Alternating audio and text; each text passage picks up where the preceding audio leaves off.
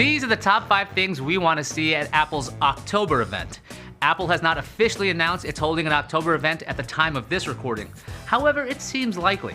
David Gerwertz at our sister site ZDNet did some research and found that over the past 10 years, Apple has held a second fall event 60% of the time.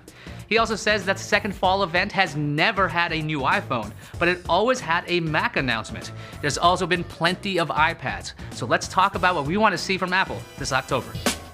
At number 5 is AirPower. I'm not asking Apple to introduce the wireless charger it announced in September of 2017. I'm not asking that Apple even introduce a replacement wireless charger. At the minimum, it would be great if Apple would explain what on earth is going on with AirPower. If it cannot be made the way Apple wanted it to work, just say so. But that's essentially me asking Apple to say, oops, we goofed, and that's probably not gonna happen. Coming in at number 4 are new Airpods. The current model is almost 2 full years old. This is technology. We need new stuff all the time. Even though it's been almost 2 years, the AirPods still look like you've shoved cigarettes into your ears. Perhaps a refined design would be nice.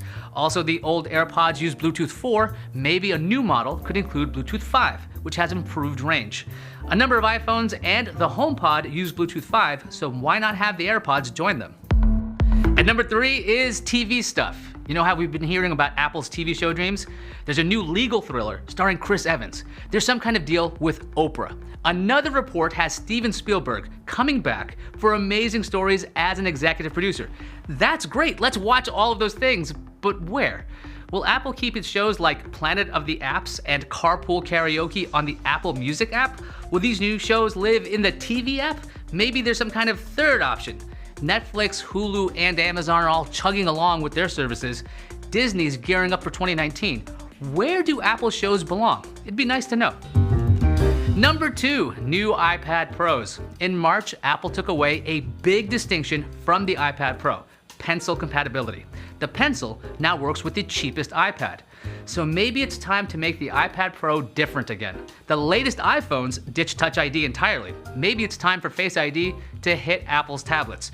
Surely the assembly could fit in the bezel. Then there's that smart connector. You might have forgotten about it because there are not a ton of accessories for it. You can connect a keyboard to it. Whoop-de-doo. And the number 1 thing we want to see at Apple's event is new Macs. I know, computers, right? So boring. No, computers are interesting and useful. So many Macs are aging and aging. Meanwhile, tons of other laptops and desktops are heading into the future. Microsoft is releasing Surfaces everywhere, and we're still looking at the same old Macs. The MacBook Air is virtually unchanged in appearance since its introduction. How about the MacBook? Super thin, nice design, still one USB-C port. Hey, I'm now talking to Apple directly. Pay attention. Check out your own site at apple.com. To the right of the Apple logo is a word. It says Mac. How about remembering you make Macs and maybe they should be updated?